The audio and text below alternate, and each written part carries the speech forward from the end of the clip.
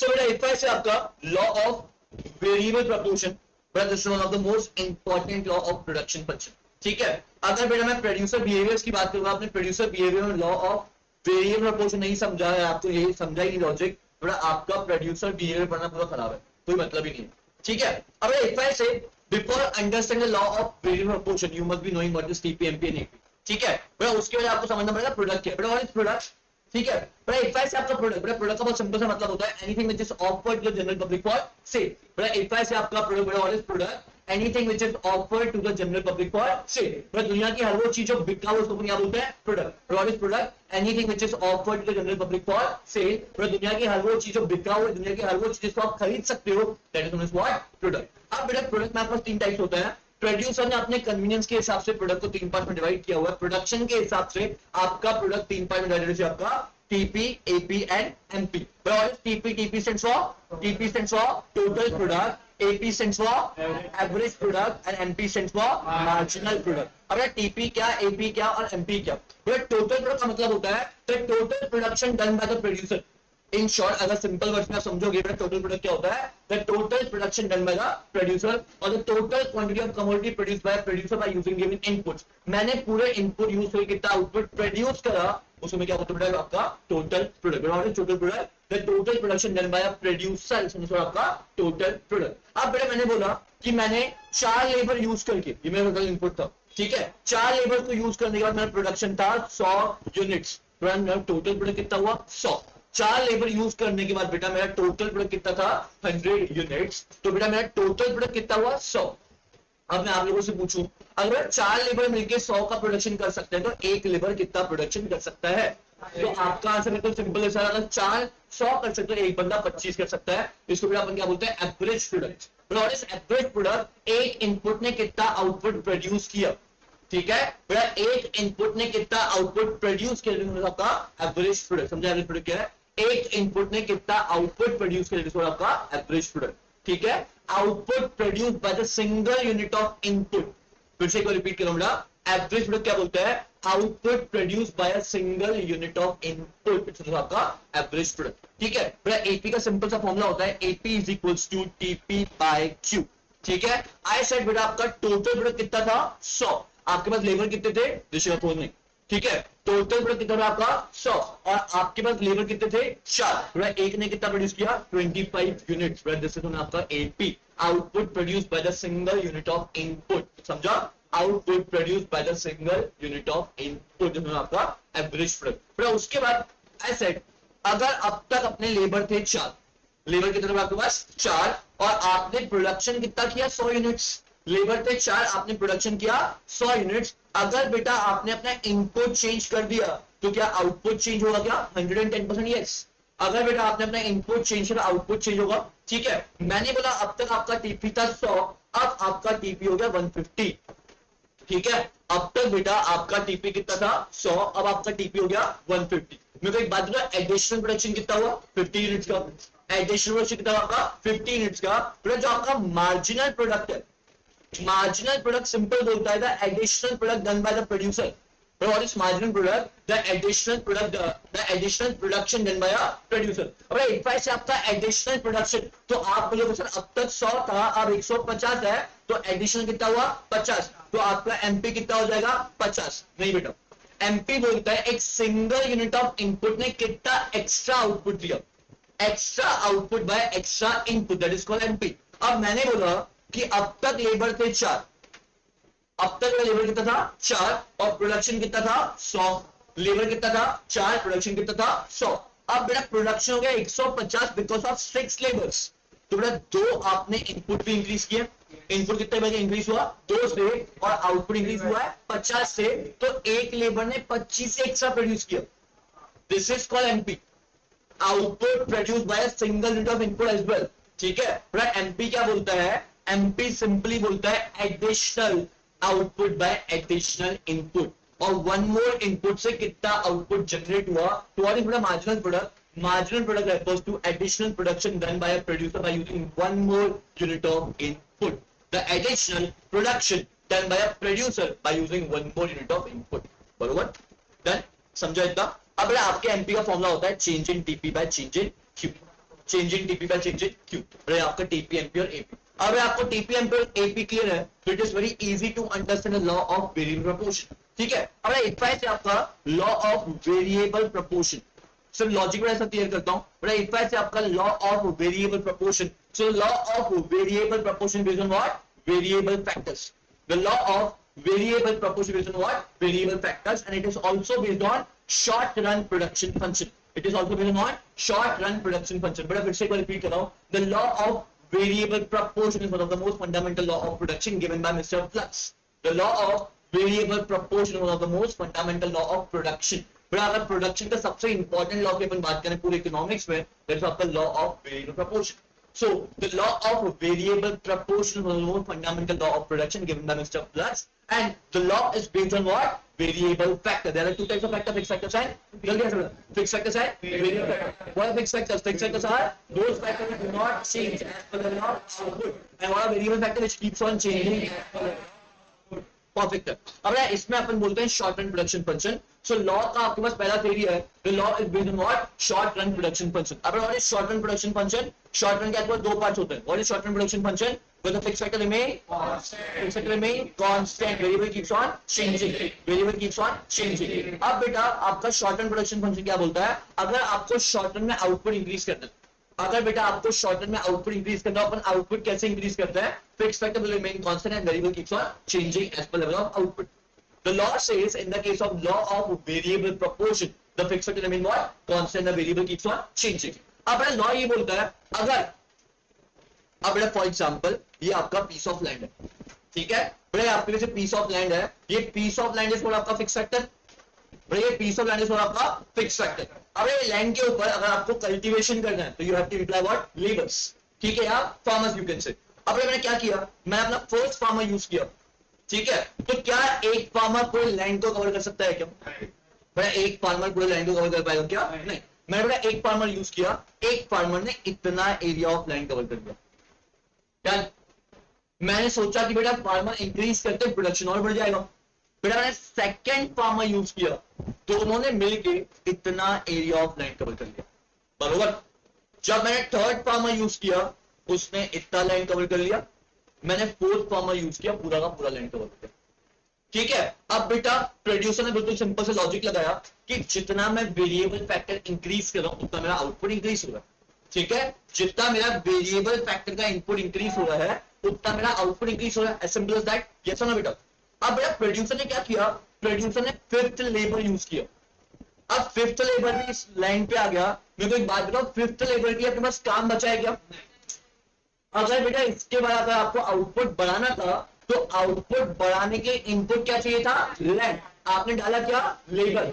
समझे क्या बोलो, बड़ा आउटपुट का बढ़ाना था, 4 लेबर के बाद पूरा आपका लैंड पैक हो गया, बड़ा आपने जैसे ही 4 लेबर यूज किया आपका पूरा लैंड पैक हो गया। इसके बाद अगर आपको आउटपुट चाहिए था, हम लोग हमेशा बोलते थे relation of input and output, अगर इसके बाद आपको आउटपुट चाहिए था तो आउटपुट बढ़ाने के अब क्या बढ़ाना था, इनपुट। आपने बढ़ाया क्या, आपको चाहिए था आप बढ़ाओ फिक्स्ड फैक्टर, आपने क्या बढ़ाया, वेरिएबल फैक्टर। मेरे को एक बात बताओ, सुबह मैं आपको बोलो इकोनॉमिक्स की क्लास, इकोनॉमिक्स क्लास लू ही नहीं, मैं आपकी सुबह सुबह पी की क्लास ले लूं, this is called imperfect substitution. अरे हाँ की ना, but this is called imperfect substitution, बरोबर। बेटा चाहिए था कुछ, मिला कुछ, मेरे को चाहिए था क्या, फिक्स फैक्टर, मिल दिया क्या, variable factor, this is called imperfect substitution. अगर बेटा मैं यहाँ पे फिक्स फैक्टर बढ़ाता आउटपुट बढ़ता, यस, बट बेटा मैंने क्या बढ़ाया, वेरिएबल फैक्टर, आउटपुट बढ़ा क्या, नहीं। तो जो आपका फिफ्थ लेवल आया, जैसे ही फिफ्थ लेवल आया तो आउटपुट रहा कांस्टेंट, ना बढ़ा ना कम हुआ।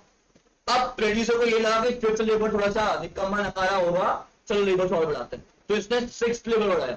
जैसे ही सिक्स्थ लेवल बढ़ाया, जो आपका 1 और 2 थे, इनको लगा कि जो 5, 6 आएंगे ये लोग काम करेंगे, हम लोग काम नहीं करेंगे तो भी चलेगा, ठीक है। अब मेरे को एक बात बताओ, मतलब 5th और 6th लेवल बढ़ाने के बाद आपका आउटपुट बढ़ा क्या, मतलब बढ़ा तो क्या आपकी सिर्फ कॉस्टिंग, कॉस्टिंग बढ़ने के साथ आपका आउटपुट बढ़ा क्या, इनपुट बढ़ा का मतलब था क्या, नहीं। पर उसके बाद 7th लेवल आया, जैसे ही 7th लेवल आया तो एक थर्ड वाले ने बोला अगर 1 और 2 काम नहीं कर रहे हैं तो भाई मैं तो इतना अच्छा इंसान हुई नहीं कि मैं काम करूं, ठीक है। तो 1 2 3 हो गए बाहर, अब बचा कौन लाइन पे, 4 5 6 7, अभी भी 4 लोग चाहिए थे, अभी भी लाइन पे 4 लोग ही हैं, बट देख कितने रहे हैं, 7। काम कितने कर रहे हैं 4, और एफिशिएंटली कौन कर रहा है 1 2 3 4, थोड़ा आउटपुट 1 2 3 4 के साथ ही था। उसके बाद आप कितना भी वेरिएबल फैक्टर बढ़ाओ आउटपुट बढ़ेगा नहीं, कम ही होगा, बिकॉज बेटा 1 2 3 4 एफिशिएंटली काम करे थे, 4 5 6 7 ने काम किया ही नहीं। तुम्हें कोई बात बताओ, इनपुट बढ़ाने के बाद आउटपुट बढ़ा क्या? नहीं। थोड़ा आपका law of variable proportion simple सी चीज बोलता है as we keeps on increasing, but इसका स्टेटमेंट है सिंपल। स्टेटमेंट ऑफ लॉ क्या बोलता है? As we keeps on increasing just variable factor. बड़ा आपने क्या बढ़ाया? Variable factor. जो आपका फिक्स फैक्टर था आपने उसको क्या रखा? Constant. As we keeps on increasing just variable factor keeping fix factor constant. समझा मैं क्या बोला? बस स्टेटमेंट लॉ क्या बोलता है? As we keeps on increasing one fact that is variable, बड़ा बढ़ाया कौन सा आपने? Variable. Keeping other constant that is fixed, keeping other constant that is fixed, so that आपके टीपी एमपी में कुछ चेंजेस आएंगे। सो दैट जो आपका टीपी है तो आपका टोटल प्रोडक्ट, सो दैट जो आपका टीपी होगा, TP initially increases, TP initially increases with increasing rate. फिर स्टार्टिंग में बढ़ेगा और बढ़ते हुए रेट के साथ। जो 1 था, 1 ने अगर 100 प्रोडक्शन किया तो 1 और 2 ने मिलकर 220 कर लिया। ठीक है, मैं आपको स्केड्यूल के साथ समझाऊंगा, बरोबर? समझो मैं क्या बोल रहा हूं? फिर initially TP increase with increasing rate, then TP increases with diminishing rate. बढ़ेगा तो सही रेट के साथ होगा डिमिनिशिंग। उसके बाद there will be a point where TP becomes what? Maximum. TP becomes what बेटा? मैक्सिमम। आपके 4 लेवल हो गए, आपका टीपी वहां पे उतरे मैक्सिमम, आप 5वां लेवल भी लेके आओगे आपका टीपी बढ़ेगा नहीं। TP becomes what? मैक्सिमम। और उसके बाद भी अगर आपने वेरिएबल फैक्टर बढ़ाया तो टीपी विल स्टार्ट फॉलोइंग, बरोबर? समझा बेटा? आपको ये ग्राफिकल लॉजिक समझा क्या बेटा? इसके वजह सेम लॉजिक मैं आपको रिपीट करूं, अब सेम लॉजिक आप स्केड्यूल में समझते हो। ये देखो, ये आपका लैंड, ये आपका लेबर, ठीक है? well land fixed factor की वेरिएबल फैक्टर, जल्दी answer. land is fixed factor variable है, land is the fixed factor और fixed factors are those factors do not change in actual level of support। तो land remain constant is 1 1 1 1 1 and 1। Level आपका 1 2 3 4 5 6 7, बरोबर? बेटा यहाँ पे मैं लेता हूँ आपका टीपी, व्हाट इज टीपी बेटा? Total product. अब बेटा फर्स्ट जब लेबर यूज किया टीपी कितना था? 100, ठीक है? उसके बाद जब सेकंड लेबर यूज किया, देखो एक बात बताऊंगा, 1 से आपका आउटपुट 100 है, 2 से कितना होगा? 200। ऐसा नहीं हुआ, इनिशियली जब बेटा आपने फर्स्ट लेबर यूज किया आपका आउटपुट कितना था? 100। सेकंड लेबर यूज करके आपका आउटपुट कितना हो गया? 220। It increases with the increasing rate. Well logic समझो, अगर 100 से 200 हो जाए इसको बोलते हैं इंक्रीज होना। अगर बेटा 100 से 200 हो जाए इसको क्या बोलते हैं? इंक्रीज होना। बट अगर गुंजन 100 से 220 हो जाए इसको बोलते हैं increase to over increasing rate के साथ। समझे जानते क्या बोला? बड़ा इंक्रीज ओवर क्या? इंक्रीजिंग रेट के साथ। बड़ा 100 से कितना हो गया आपका? 220। 220 से बेटा आपका हो गया 360। Again increase to increasing rate के साथ। उसके बाद इंक्रीज तो हुआ, फिर कितना हो गया बेटा आपका? 400। 360 से 400 होना इंक्रीज होना होता है क्या? बेटा 360 से 400 अगर हुआ तो इंक्रीज हुआ क्या? यस। बट रेट कैसा है? डिमिनिशिंग। समझा समझे क्या बोल रहा हूं? 360 से अगर 400 हुआ, 400 is always greater than 360, yes, ठीक है? बट 360 से 400 हुआ तो इंक्रीज ओवर रेट क्या होगा आपका? डिमिनिशिंग, ठीक है? उसके बाद जब आपने फिफ्थ लेवल इंप्लाई किया, 1 2 3 4 हो गया, आउटपुट हो गया आपका 400। जब आपने फिफ्थ लेवल इंप्लाई किया तो आउटपुट चेंज हुआ ही नहीं, कितना रह गया? 400। बेटा 400 के ऊपर कभी आउटपुट बढ़ा ही नहीं, ठीक है? बेटा उसके बाद आपने सिक्स्थ और सेवंथ लेवल इंप्लाई किया तो आपके लेवल करने उतर गए चक्लस। जब लेबर ने आपस में चक्लस चालू किया तब आपका प्रोडक्शन और कम हो गया, तो दिट्स केम टू 360 एंड 280। तो बेटा अपना लॉ प्रूफ हो गया। लॉ ने क्या बोला? As we keeps on increasing one factor is variable keeping other constant that is fixed, so that your TP will take some changes. The changes are initially TP will increase with the increasing rate, then TP will increase with the diminishing rate. At some point TP will becomes what? Maximum. 400 is the maximum output. उसके बाद TP will start falling. अगर बेटा TP है तो बाजू में MP भी है। But what is MP? Marginal product. तो बेटा सेम चेंजेस आपके मार्जिनल प्रोडक्ट में भी आता है, ठीक है? But what is marginal product? It is change in TP by change in Q. अब बेटा आप एमपी कहां से डिराइव करते हो? MP is always derive from TP. MP is derive from what? TP. अब बेटा चल अपन फर्स्ट पॉइंट पे लेते हैं। बेटा फर्स्ट पॉइंट पे आपका टीपी एमपी रिमेन सेम। उसके बाद टीपी में क्या चेंज आया? बेटा पहले टीपी था 100, अब कितना हो गया 220, तो कितना चेंज आया 120। उसके बाद 220 से 350 कितना चेंज आया आपका 140। तो बेटा जो टीपी में चेंज आया इसका आपका एमपी। बेटा टीपी का चेंज बेटा कैलकुलेट कैसे करता है, फर्स्ट पॉइंट पे सेम रहेगा। उसके बाद 120 डिवाइड बाय 1, बेटा आपके इनपुट में कितना चेंज आया 1 का, उसका इनपुट में कितना चेंज आया आपका 1 का, तो हर पॉइंट पर 1 से ही डिवाइड करोगे। इंस्टेड ऑफ 1 से डिवाइड करो आप डायरेक्टली आंसर लिख सकते हो, बिकॉज अपन को 1 से डिवाइड करना बरोबर।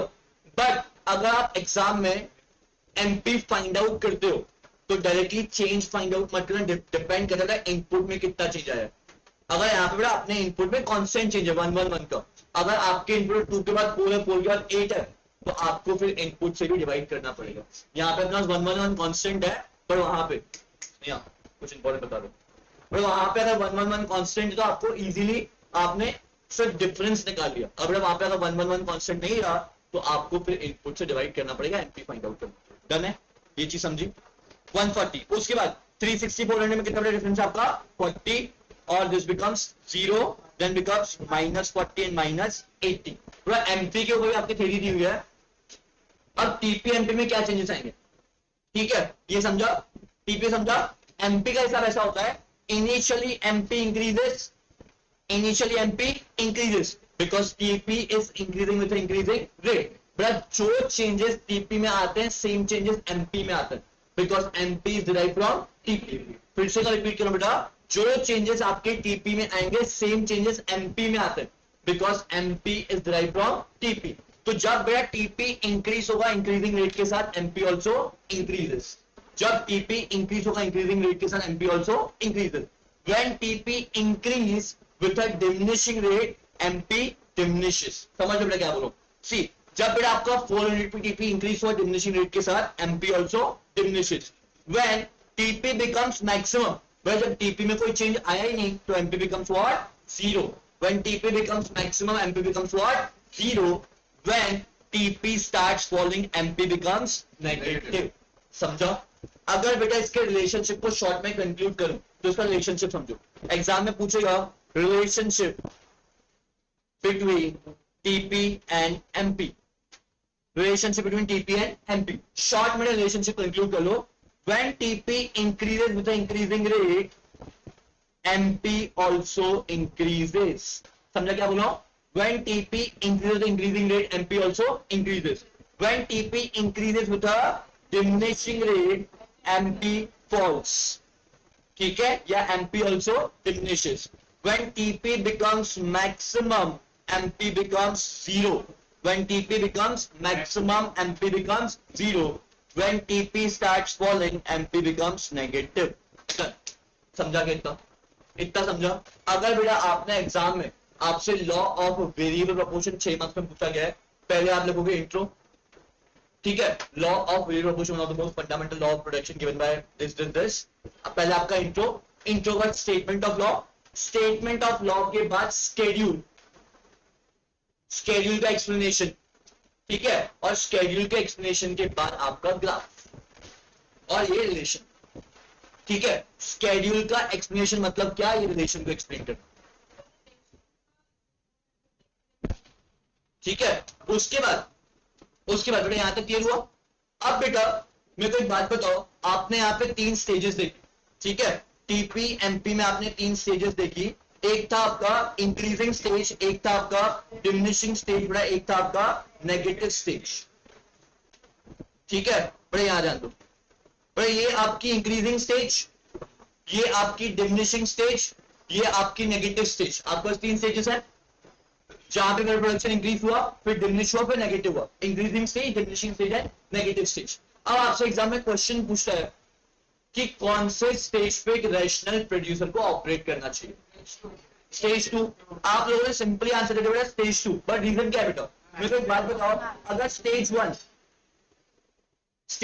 पे ऑपरेट करता हूं, फिर अगर स्टेज 1 पे ऑपरेट करूं तो स्टेज 1 पे मेरा फिक्स फैक्टर यूटिलाइज हुआ क्या, फिक्स फैक्टर यूटिलाइज ही नहीं हुआ।